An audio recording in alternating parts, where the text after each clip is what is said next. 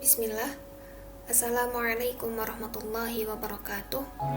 Perkenalkan, nama saya Syakhlatus Tajman Nuswantian Fana dengan NIM 2001008, semester 2 STIE Swasta Mandiri Surakarta. Di sini saya akan sedikit menjelaskan tentang lembar kerja proyek warga negara dengan topik yang saya ambil adalah pentingnya pendidikan anti korupsi bagi generasi muda. Yang pertama, saya akan menjelaskan terlebih dahulu pengertian dan tujuan proyek warga negara. Proyek warga negara adalah perlakuan instruksional berbasis masalah untuk mengembangkan pengetahuan, keterampilan, dan watak kewarganegaraan demokratis yang memungkinkan dan mendorong partisipasi dalam pemerintahan dan kemasyarakatan. Tujuan proyek warga negara yang pertama, belajar terlibat dalam kehidupan masyarakat. Yang kedua, mengeksplorasi masalah dalam komunitas. Yang ketiga, kaum muda sebagai sumber daya masyarakat. Yang selanjutnya, ada identifikasi masalah. Yang pertama, semakin rendahnya kualitas nilai moral di berbagai kalangan. Yang kedua, kurangnya pengembangan pendidikan anti korupsi sejak dini. Yang ketiga, sifat curang, tamak, dan rakus yang dilakukan oleh para pejabat negara.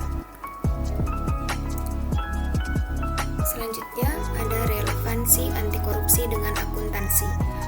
Akuntansi adalah proses pencatatan, klarifikasi, meringkas secara signifikan dan dalam bentuk uang, transaksi dan peristiwa yang setidaknya untuk sebagian karakter keuangan dan menafsirkan hasil daripadanya.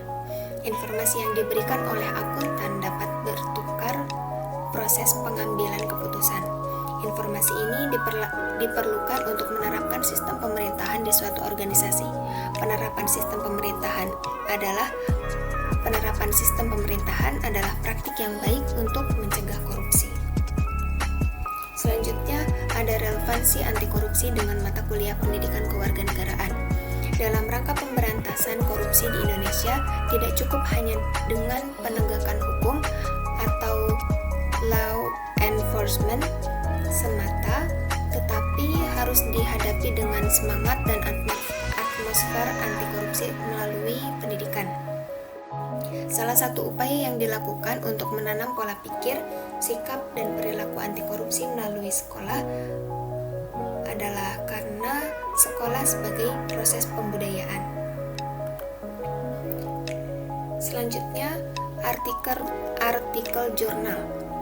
Mengingat semakin beratnya tugas KPK yang saat ini sedang ada pada zona terpuruk dan besarnya akibat yang disebabkan oleh kasus korupsi tersebut, maka diperlukan suatu sistem yang mampu menyadarkan semua elemen bangsa untuk sama-sama bergerak memberantas korupsi yang juga harus didukung penuh oleh semua pihak dalam jajaran pemerintah. Cara yang paling efektif adalah melalui media pendidikan. Diperlukan sebuah sistem pendidikan anti korupsi yang berisi tentang sosialisasi bentuk-bentuk korupsi, cara pencegahan, dan pelaporan serta pengawasan terhadap tindak pidana korupsi.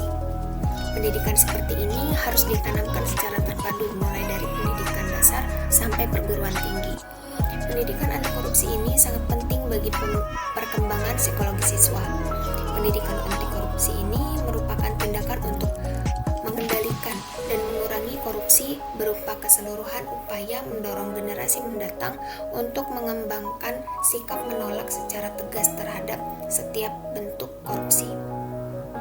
Adapun tujuan yang ingin dicapai dalam pendidikan anti korupsi ini adalah membuat siswa mengenal lebih dini hal-hal yang berkenaan dengan korupsi sehingga tercipta generasi yang sadar dan memahami bahaya korupsi, bentuk-bentuk korupsi, dan mengerti sanksi yang akan diterima jika melakukan korupsi, menciptakan